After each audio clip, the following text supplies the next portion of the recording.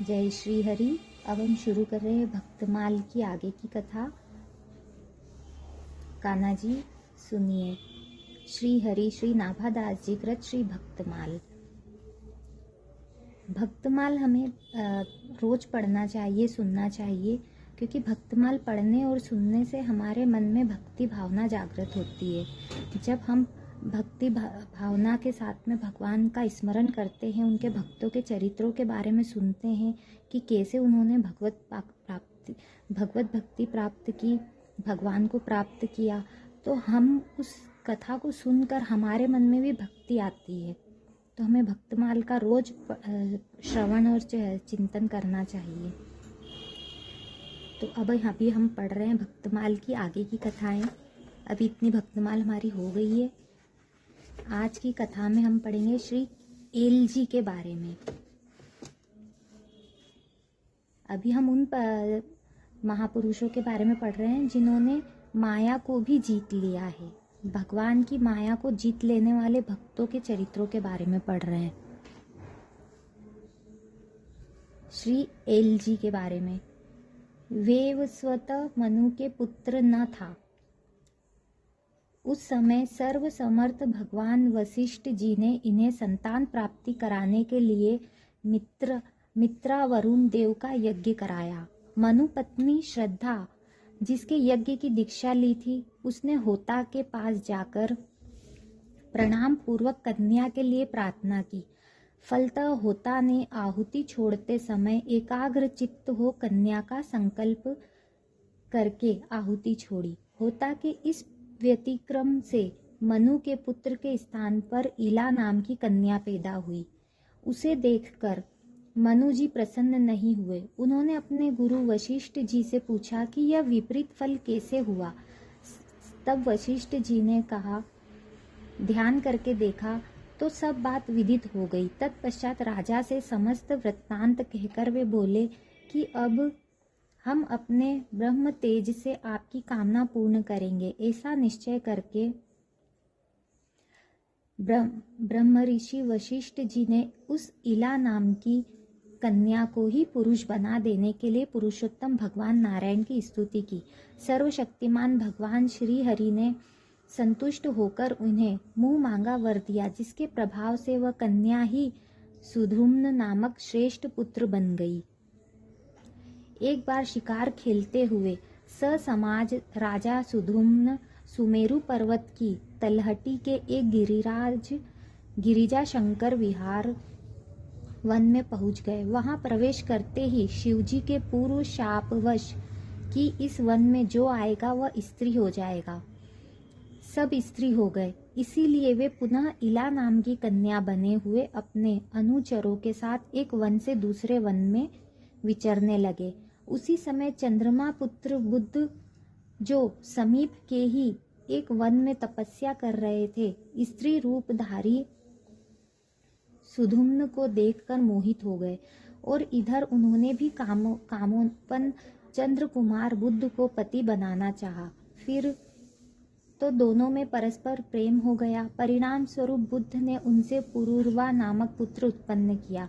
कुछ काल बाद सुधुम्न ने श्री सद्गुरुदेव वशिष्ठ जी का स्मरण किया। वे आए और राजकुमार की दशा देखकर उन्हें दया आ गई। उन्होंने सुधुम्न को पुनः पुरुष बना देने के लिए भगवान शंकर की आराधना की। श्री शिवजी ने अपना शाप और वशिष्ठ जी की विनय दोनों की रक्षा करते हुए यह वर दिया कि यह 1 महीने तक पुरुष एवं 1 महीने तक स्त्री रहेंगे।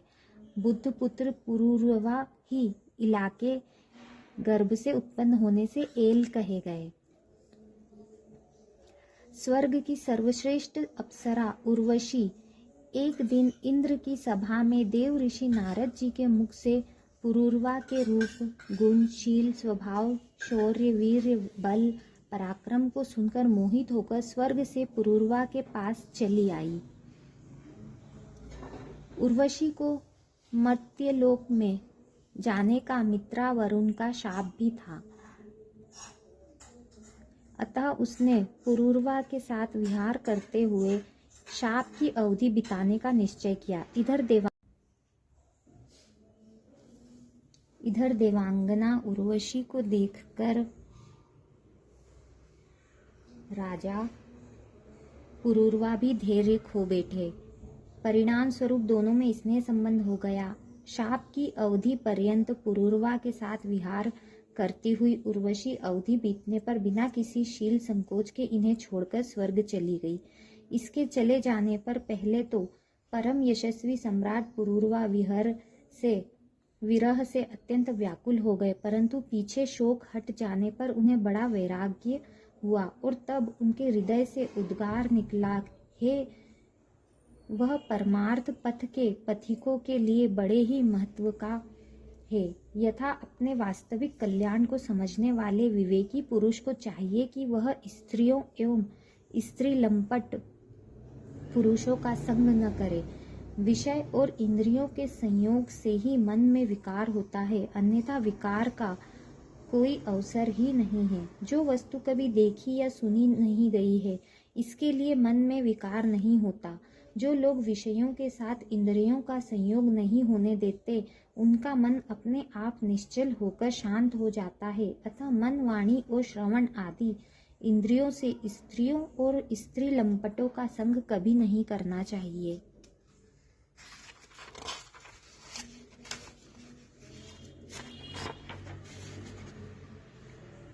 मुझ जैसे सांसारिक लोगों की तो बात ही क्या, बड़े बड़े विद्वानों के लिए भी अपनी इंद्रियां और मन विश्वसनीय नहीं है। राजेश्वर पुरूरवा के मन में जब इस प्रकार उद्गार उठने लगे, तब उन्होंने उर्वशी का मन से परित्याग कर दिया। अब ज्ञानोदय होने से उनके मन का मोह जाता रहा और उन्होंने अपने हृदय से ही आत्म स्वरूप से श्री कृष्ण का साक्षात्कार कर लिया और भाव में स्थित हो गए। महाभारत अनुशासन पर्व में इनका प्रातः स्मरणीय राजर्षियों के रूप में स्मरण किया गया है। राधे राधे। ये थे श्री एलजी, जिन्होंने भगवान को अपने हृदय में ही प्रकट कर लिया था। अब पढ़ेंगे श्री गाधी जी के बारे में। श्री ब्रह्मा जी के पुत्र थे राजर्षि कुश के पुत्र कुशनाभ हुए। राजा कुशनाभ के कोई पुत्र नहीं था, अतः श्रेष्ठ पुत्र की प्राप्ति के लिए इन्होंने पुत्रेष्टि यज्ञ का अनुष्ठान किया। उस यज्ञ के अनुष्ठान काल में परम उदार ब्रह्म कुमार महाराज कुश ने इनकी देवता पितरों के प्रति अगाध श्रद्धा देखकर ब्रह्मलोक से आकर आश्वासन दिया, बेटा कुशनाभ, तुम्हें अपने समान ही परंपरा धर्मात्मा गाधी नामक पुत्र प्राप्त होगा और उसके द्वारा तुम्हें संसार में अक्षय कीर्ति उपलब्ध होगी। पृथ्वीपति कुशनाभ से ऐसा कहकर राजर्षि कुश आकाश में प्रविष्ट हो सनातन ब्रह्मलोक को चले गए। कुछ काल के पश्चात बुद्धिमान राजा कुशनाभ के यहाँ परम धर्मज्ञ गाधी नामक पुत्र हुआ। ये कान्यकुब्ज देश के राजा थे। महाराज गाधी दीर्घ काल तक पुत्रहीन रह गए। तब संतान की इच्छा से पुण्य कर्म करने के लिए ये वन में रहने लगे। वहां रहते समय सोम याग करने से राजा के एक कन्या हुई, जिसका नाम सत्यवती था। भूतल पर कहीं भी उसके रूप और सौंदर्य की तुलना नहीं थी। परम तप में संलग्न महर्षि ऋचिक ने राजा गाधी से उस कन्या को मांगा। ऋषि की सामर्थ्य से सुपरिचित राजा गाधी ने यज्ञार्थ शुल्क रूप में 100 ऐसे घोड़े मांगे जो चंद्रमा के समान कांतिमान और वायु के समान वेगवान हो तथा जिनका एक एक कान श्याम रंग का हो। महर्षि ऋचिक ने वरुण देवता से 100 अश्व लेकर राजा गाधी को दे दिए।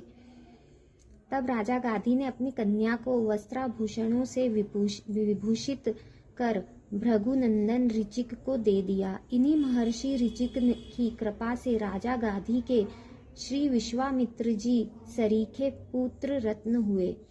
राजा गाधी महान योगी और बड़े भारी तपस्वी थे। वे प्रजा का पुत्रवत पालन करते थे और प्रजा भी इन्हें साक्षात भगवत रूप समझती थी।